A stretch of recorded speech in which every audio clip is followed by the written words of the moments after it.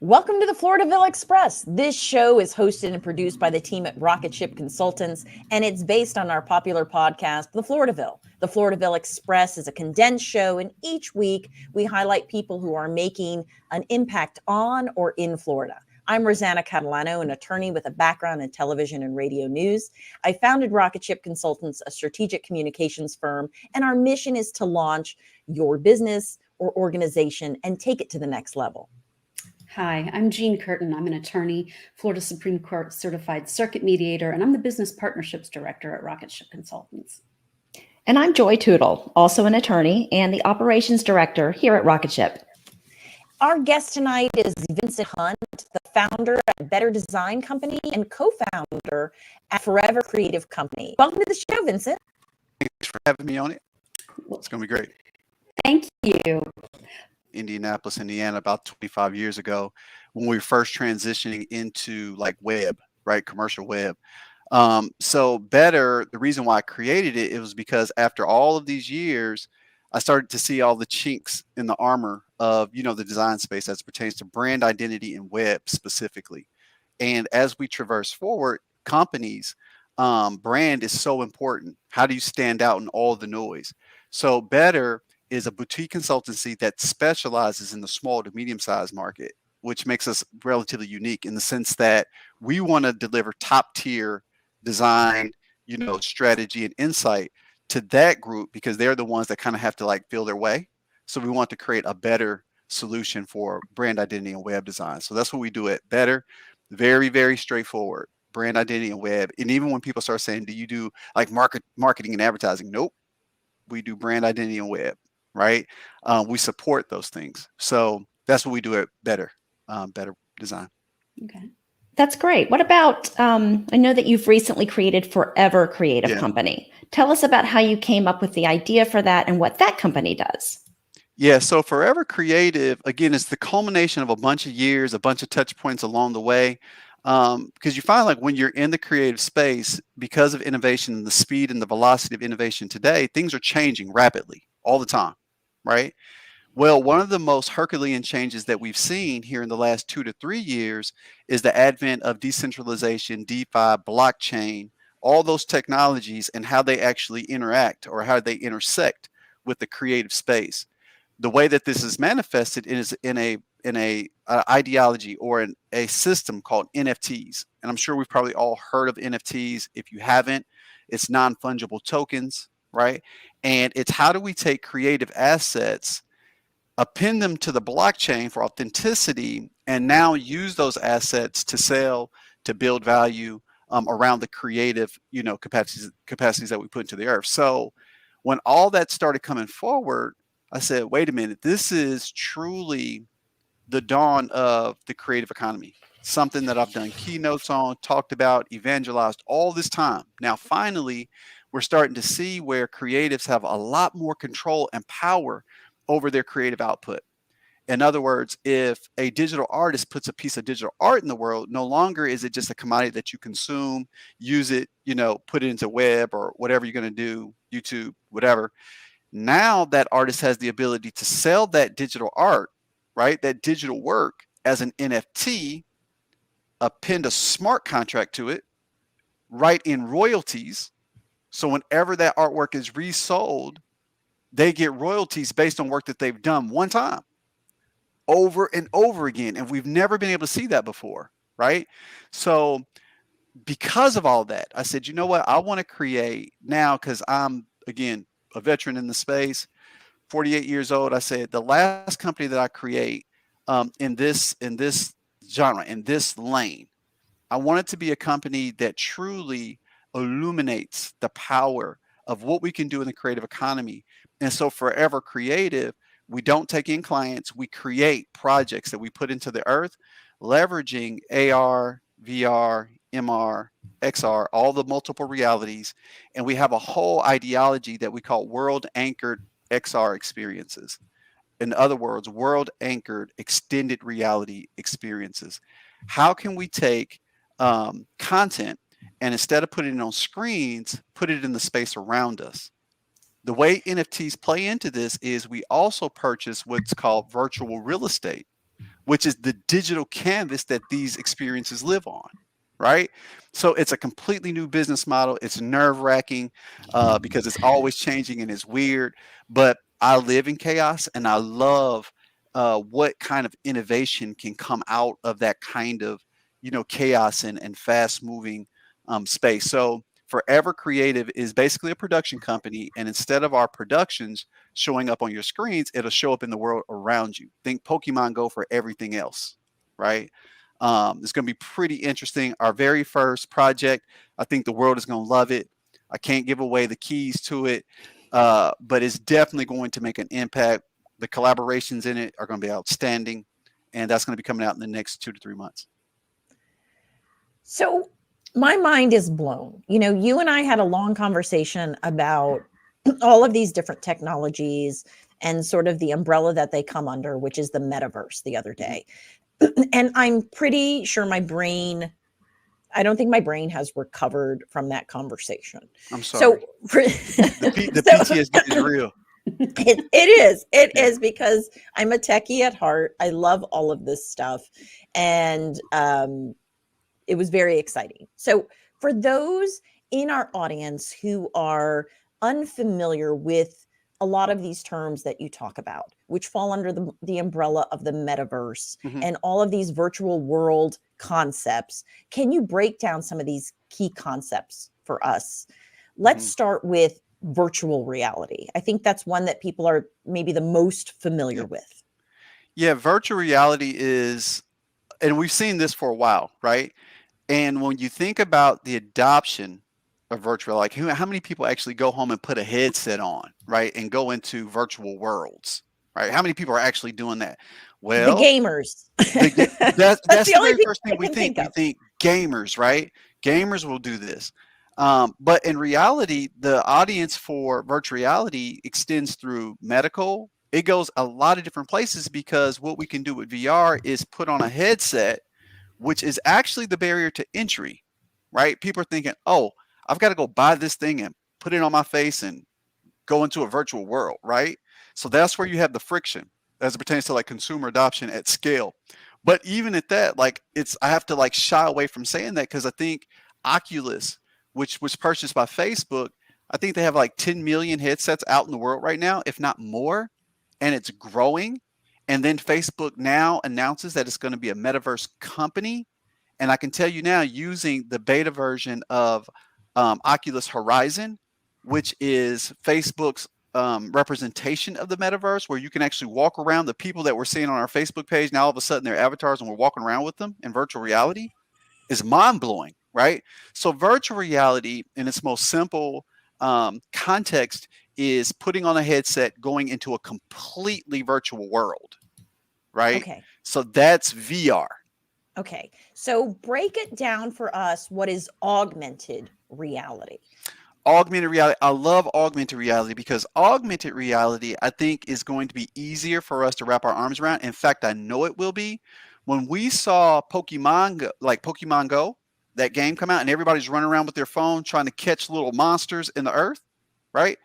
That's augmented reality, where we take digital content and lay it over our physical world, right? So let me say that again. You take digital content and lay it over the physical world. Now, how do we see that? As you see here, through our phones. That's how we're doing it now, through our phones and through our iPads. A digital device, you can actually see the augmented layer or digital content laid in front of us. I mean, I think we see that with the Snapchat filters, Yep. right? Snapchat Where filters, you see all that. myself through the phone, but now I'm a puppy dog or whatever. Yeah, that's a filter. perfect example of AR. Yep. Okay. Yep. And that's why I love it so much, because I think consumers can easily conceive that. We walk around with these things, right?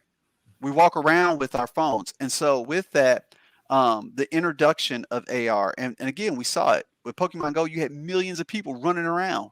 It became a problem. People falling off bridges because they're looking at their phone, trying to find, right? So Right. I'm excited about, the implications of AR. And again, I just think that it's easier for us to consume because it's not a headset that you're putting on. You're just using a device that you already have. What's really beautiful about this, and I can kind of talk about this a little bit, is Apple, right? I want to say it's rumored because we haven't seen it yet, but I think we're going to see it soon. I can tell you, I'm super bullish on this. When Apple glasses come out, that's going to change the game. I know it's going to change the game for me because one of the pieces of technology in Apple glasses, from what I can understand, is it actually corrects your vision in real time. So I wear glasses. Wow. So why would I ever go buy another pair of prescription glasses when these glasses are always adapting to my eyes in real time? Whoa. Now, another So thing that it awesome. will do, which again is the power of this thing, I can see AR content through them. So now all of a sudden, when I look around, I can see all the augmented layers that are around me. I can walk into the store and see deals and specials. I can walk down the street and see signs and information.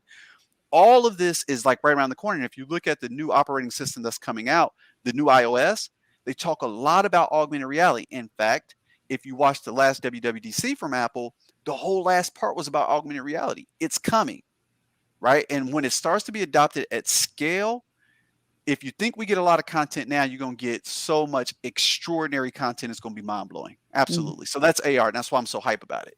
Yeah, Facebook announced today that they're working with Ray-Ban, and they've Uh-huh. now issued sunglasses where you can take pictures and do video. So it's not Yeah. quite there yet, Yeah. but you can see where, this is the first step and it's Mhm. coming. You It's can see. coming. Yeah. Right. Let's get them taking photos with their glasses. Now all of a And get them used to sudden, it. right? Mhm. As soon as we say, oh, but now you can see everything around you in an augmented way, right? Again, I think that one of the hardest forms of innovation, I talk about this all the time, is human behavior innovation. And we don't think about it a lot, right? How do we get human beings to do something different than they've always done? And I always use the example of like checking in. I think me and you talked about this, Ro. Like if you Right. think about like no more than like 7 years ago, checking in was creepy, right? I'm not checking in anywhere and letting anybody know that I'm on vacation, right? Now checking in is like a natural event. You would post a picture to Instagram. It's like, where are you at? And you just tell people, right? That wasn't always the case. And there was a company called Foursquare that had millions and millions of dollars pumped into it and while we thought it was cute and fun, it was a game to be the mayor of a location, right? What they were strategically doing is changing or altering our behaviors. That's why so much money got pumped into it, because you had a lot of people who had interest in that. Like if I can find out where people are, now we can do more contextual marketing. We can do all of that stuff because now we know where people are. But we've got to get people showing us where they are. And so the work that, Foursquare did, good, better, and different, it really curved our enthusiasm around checking in. That one simple thing, just check in. That's Right. absolutely fascinating. Tell us about XR. I've heard about XR. So could you describe that for us? And how does that fit in with these other types of reality? So XR is super interesting to me because it's actually the culmination of all of them, right? So if you think about all the realities, mixed reality, right? Virtual reality, and we haven't talked a lot about mixed reality.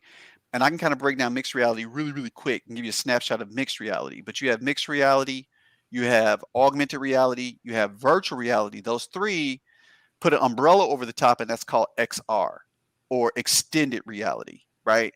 So when we talk about extended reality at Forever, is because that's the place that we want to play in, is how do we blend these realities and create new experiences for consumers, right? For people. XR is the blend. So for instance, I can use VR to go into a virtual world.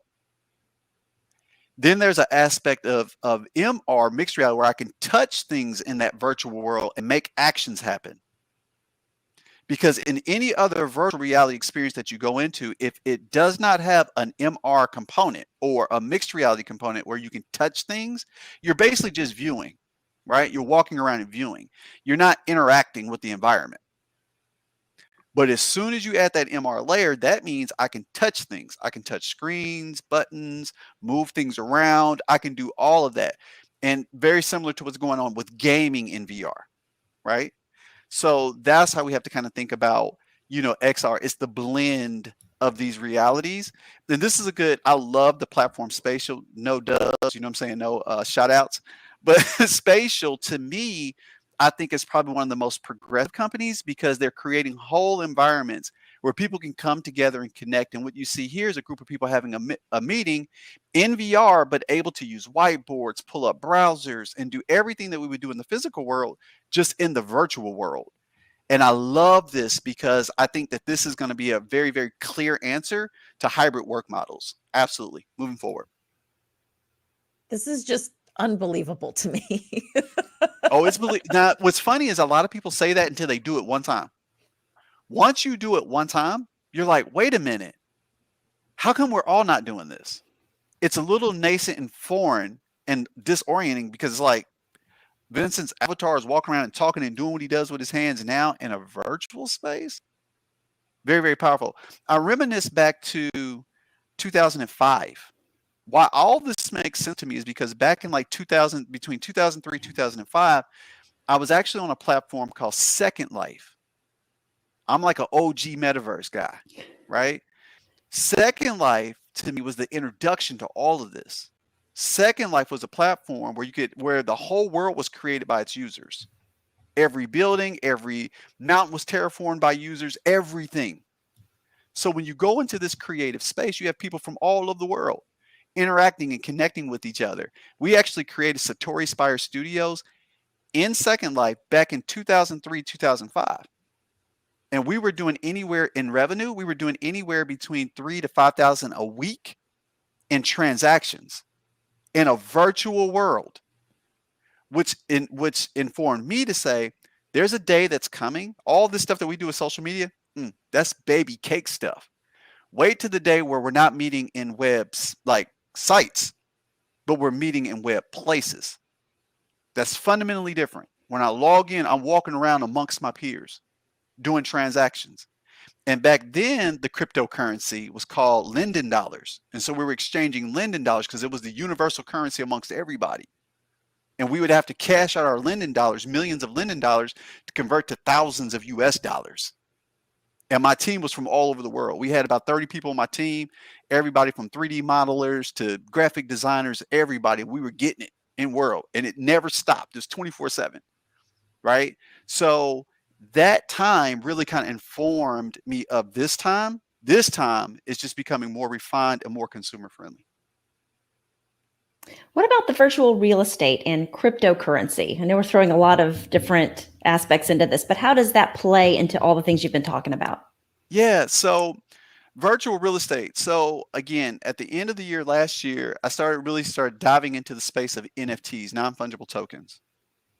Non-fungible tokens are basically assets. It's an asset that sits on the blockchain with proven authenticity because it sits on the blockchain. So for instance, if I were to create a piece of digital artwork, take it and mint it, or let's say submit it to the blockchain to say, this is Vincent's work, here's the authenticity, here's the characteristics of it, the file types, everything, the things that you can do with it, aka smart contract, right? That now becomes an NFT, and I can take that NFT and sell it, or just keep it. But in selling it, I can transfer its capabilities to any one of you. Once you own it, you can sell it. And the mechanism or the device that we use to make that transaction happen is cryptocurrency. Ethereum. We've all heard of Ethereum, Bitcoin, these cryptocurrencies. So the way that you transact on the blockchain is with a cryptocurrency. And right now, I think the major player is Ethereum. They say Ethereum will be the actual currency of the metaverse because it is so widely used and accepted, and people understand Ethereum, ETH. But then you've also got Solana and a lot of other players coming into the game. So that's the foundation or the framework for an NFT and how cryptocurrencies interact with that. For me, when I started looking at all the different asset classes of NFTs, because now you've got 3D avatars, we've seen CryptoPunks, right? We've seen Bored Apes. A Bored Ape right now, this is what's extraordinarily mind-blowing. A Bored Ape that you could have purchased for, like, let's just say $1,000 US, right? And if you equate that back to ETH, right, at that time, whatever the ETH trade, exchange rate is what you're paying in ETH, but now you own it. Those same Bored Apes right now one Bored Ape selling 30, 40, 50, $100,000 in just a couple of months. Go ahead. And for people that don't understand what the Bored Ape is, it's a digital graphic. It's a digital graphic of a cute little monkey, an ape. It's a cute graphic is what you're talking about. And the thing about it is the reason why, Bored Apes is interesting, like a lot of these NFT projects, is because it's a generative art. A generative art means the art is created by an algorithm and it produces multiple versions of a thing and gives you an authentic one.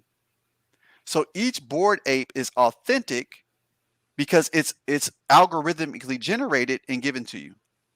So your Bored Ape will not look like somebody else's Bored Ape. And when you own it, it's your Bored Ape. So these Bored Apes that we're selling for, let's say $500 to $1,000, are now, again, selling for 30, 40, 50, easily $100,000. Easily. I think Steph Curry, the basketball player, just purchased his Bored Ape. He got a Bored Ape, I think it was like $122,000 he purchased that thing for. Right? And it's now, another thing that this should trigger in your thinking is there's a whole economic model, right, that many of us are not even participating in. And the amount of wealth and currency that's being transferred from person to person is exponentially greater than what's happening in our fiat currency model right now. Right now, right? So that should alert a level of urgency to say, how are we preparing for the disruption that this is going to create? Think about it this way, and I don't want to go too deep down this wormhole, and I don't want to be like the shock factor, but we all got it. We all have to understand this. There was a geek somewhere, a few of them, sitting in a basement talking about cryptocurrencies, and everybody's like, that's fake money. And they purchased 10,000 ETH at $1 each. ETH is worth about $3,500 right now. They own 10,000 of them. You have to wrap your mind around there's a whole class of people that are multi-millionaire billionaires in the crypto world, and they can easily come out and become part of your fiat world and have power. And there's a bunch of them. It's like a big hairy monster that's underground that you don't see, that's just waiting. And so when we talk about, cryptocurrency is going away, no, it's not.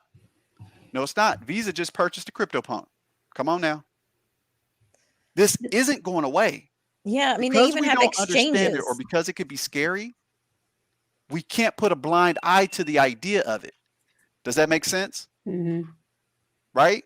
Yeah. So we've got to really start wrapping our minds around these concepts and these precepts so we can start to prepare ourselves. This is fascinating, Vincent. I mean, you can't talk either. You've broken it down, for people who have very limited knowledge of this whole other world. You've really broken it down. Yeah. We're going to take a real quick commercial break. And when we come back, we want to hear about your background and how you got involved with such high tech technology. Yeah. Cool. Okay. Thanks. At Rocket Ship Consultants, our mission is to take your organization to the next level. Our team develops strategic communication plans that help entrepreneurs, corporations, associations, and individuals reach new heights.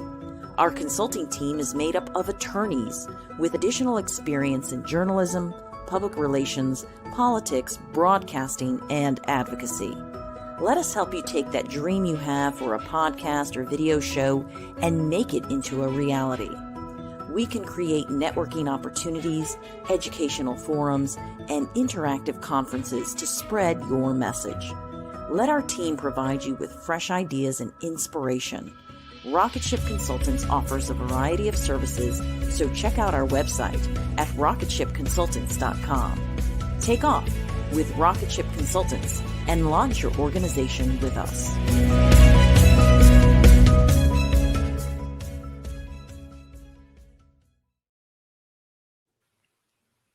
Welcome back. Our guest tonight is Vincent Hunt. He's the founder of Better Design Company and co-founder of Forever Creative Company. Tell us a bit about your background before you started these companies. I have a very interesting background, I would have to say. The skeleton framework of my background, I was military 91 through 95. I came straight out of high school, straight into the military. Always knew I wanted to be entrepreneurial. I was always creative. But just like all young people, I'm trying to figure out what's the intersection between my creativity and entrepreneurship.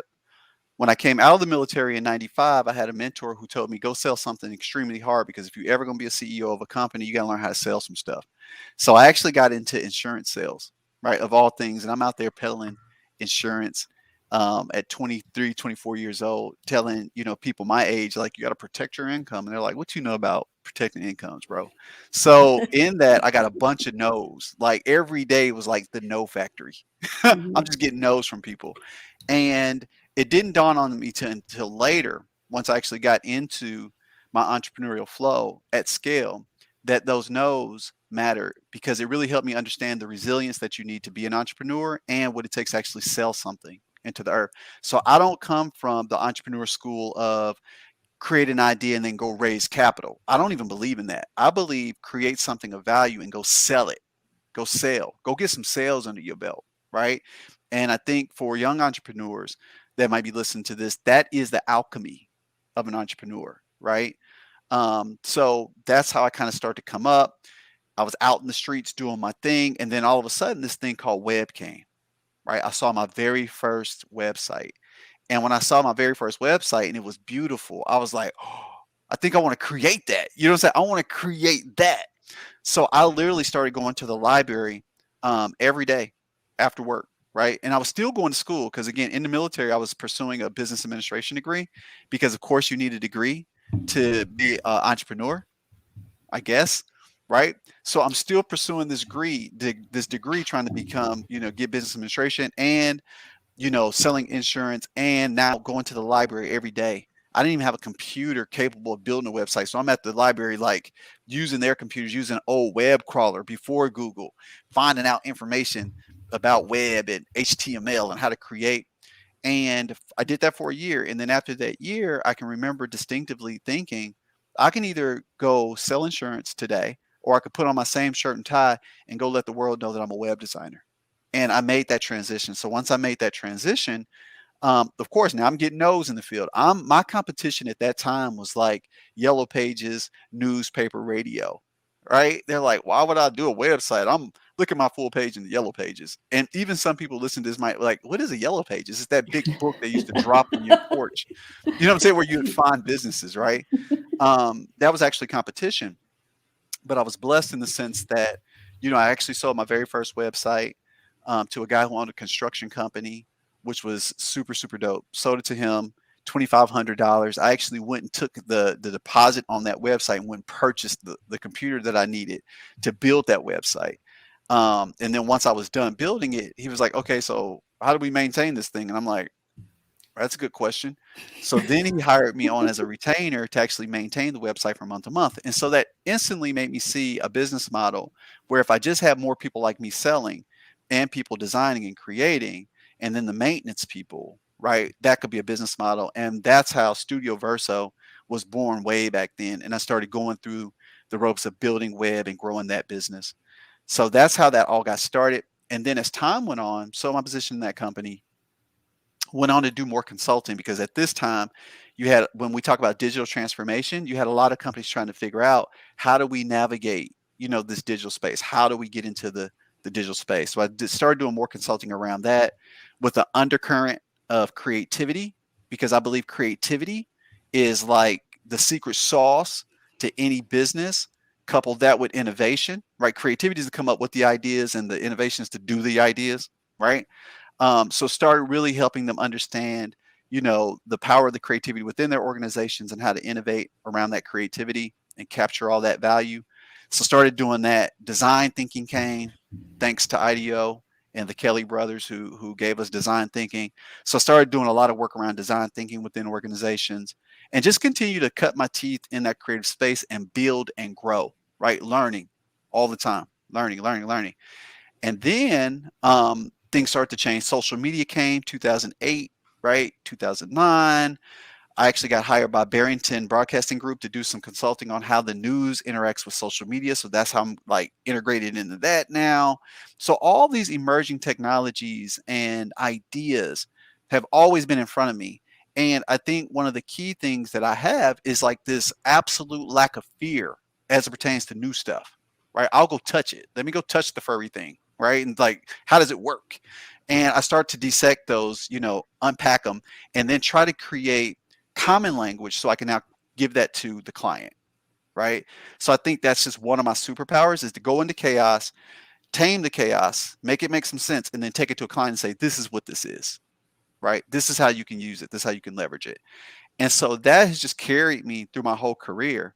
And that's why, like, if you even look back over the history of anything I've done, it looks so disjointed and weird. I love that because all that says to me is I was out there exploring, right? Going in places where people weren't going and touching and creating in those spaces.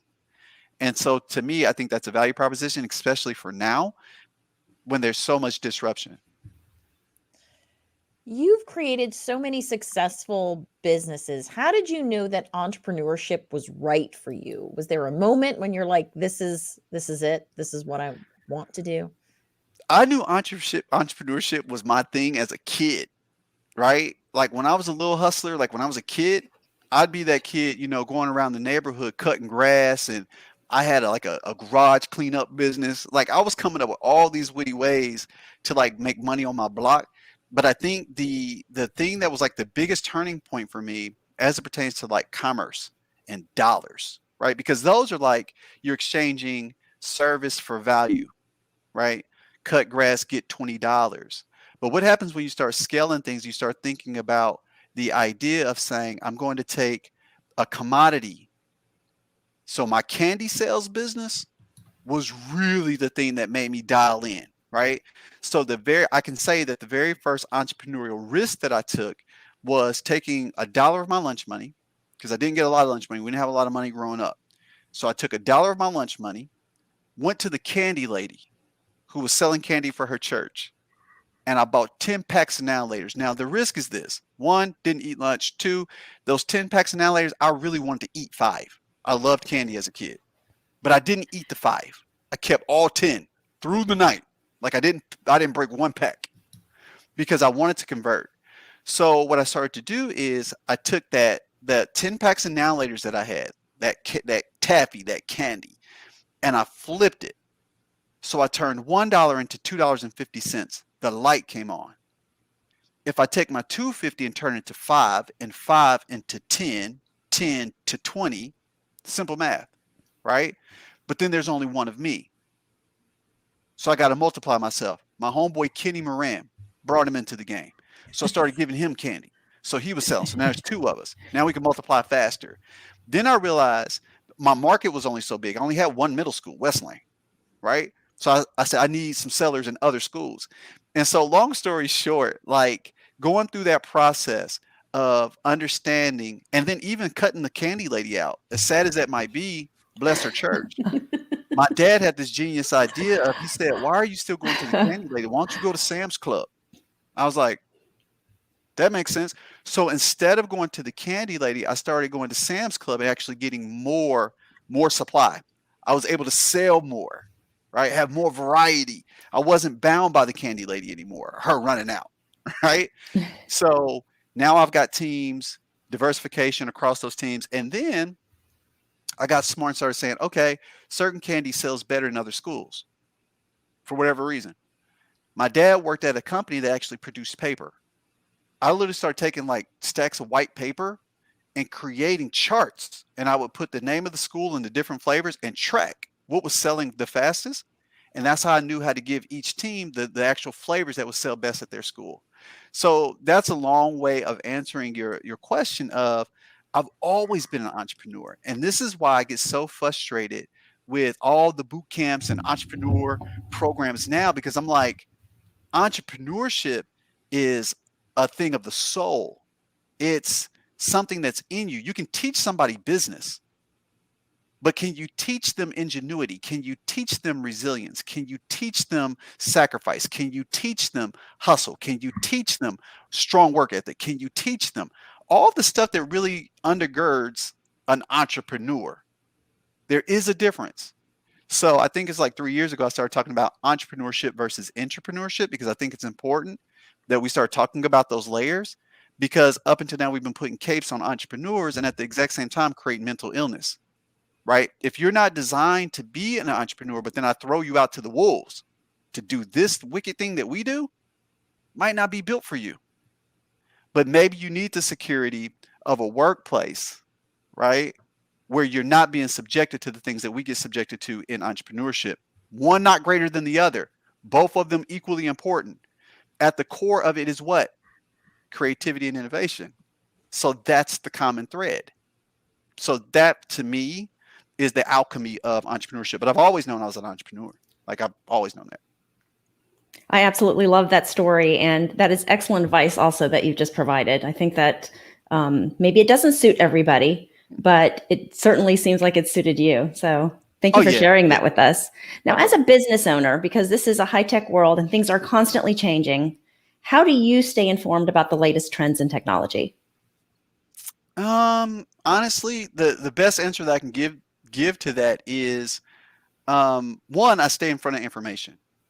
I never believe, in fact, like the scariest moment for me would probably be the moment that I feel like I know it all, right? I wake up every day with this deep sense of curiosity, right? And this angst around, like, things are moving and changing and I'm not part of it, or I don't understand it, or I don't get it. So I think for me, it's just this undying thirst for information and insight. And at the exact same time, being vulnerable enough and humble enough to understand that I don't understand it all, right? So I need to constantly be in the pursuit of information. And that's when we tell people, or young people specifically, life is a lifelong learning. I'm like, for real, we need to emphasize that more, because there's not a single day that I don't open up. Like, I literally start the first part of my day with YouTube on, like, because that's how I learn, right? Visual auto, like, so I turn on YouTube and, like, let me go search something I don't know. The other day, I was doing character design for a project they were doing. I don't know nothing about character design. I ain't created no characters, but I can go do the research and I can figure it out, right? And in those wormholes, you start to find other and new technologies that are coming to the forefront. You're like, oh, okay, right? So always in pursuit of information. Wonderful. Again, wonderful advice for everyone listening. What did you wish you knew before creating your very first company? That it was hard as crap. No, I'm just kidding. You're right. Honestly, and this is just going to be a moment of transparency. Like, I think that if I had known that there's no degree for this, right? Now, this is going to be very, very controversial and weird. And let me do it. And I told Ro this. I always have to say this with a disclaimer. I love education. I think education is dope. I think everybody needs to go get them some. But if I had known that the alchemy of entrepreneurship is really rooted in some very, very basic human principles and ideas, build things of value, leave the world better than what you found it, create opportunities for other people, be humble, look at the world bigger and find out where you can actually, like, help make differences. This is stuff that's not in the curriculum, right? And if I was told earlier than later, I would have doubled down, right, on learning all that stuff and really, really root myself and surrounding myself with people that could really, really help me edify and build that up, versus chasing the degree that nobody ever asked me for in my business.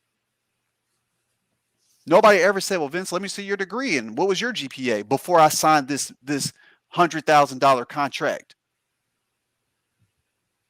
That never happened, ever. What they said is, let me see your work. Let me see what you've done. And this person told me that you're dope, that you're great at doing this. That's called work ethic, right? So if there was one thing that I could have known before getting into the melee of all this chaos that I'm in, Double down on your your interpersonal skills. Get your emotional intelligence, your creative intelligence way up. Focus on that stuff, right? Because at the end of the day, it's the thing that's going to like withstand through time. I even think about the stuff that I was learning in my degree program back then. How much of it did I use? Negative 10%. Some of the stuff I learned back then is actually harmful today. Seriously. It's interesting. But we have to start unrooting this stuff and really talking about it. I'm actually working on, and this is the very first time that anybody's heard this at scale. I'm actually working on a program called Future Not Academy, because I'm tired of talking about this. So I'm going to create Future Not Academy, which would be the very first academy that's 100% in VR that talks about future-facing jobs and occupations and skills. Right? What does in-world etiquette look like? Ain't nobody talking about that. What is the NFT creation process? Kids ain't learning that. Right? So I know that was another long way to answer a very simple question, but there's so much that when I unpack and reverse engineer this stuff, I'm like, right?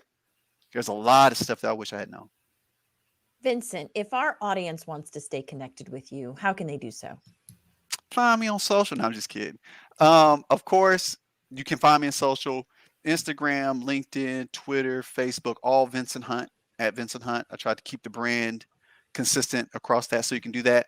You can always email me, Vincent@forevercreative.co, or Vincent@wearebetter.design, whatever tickles your fancy on that one.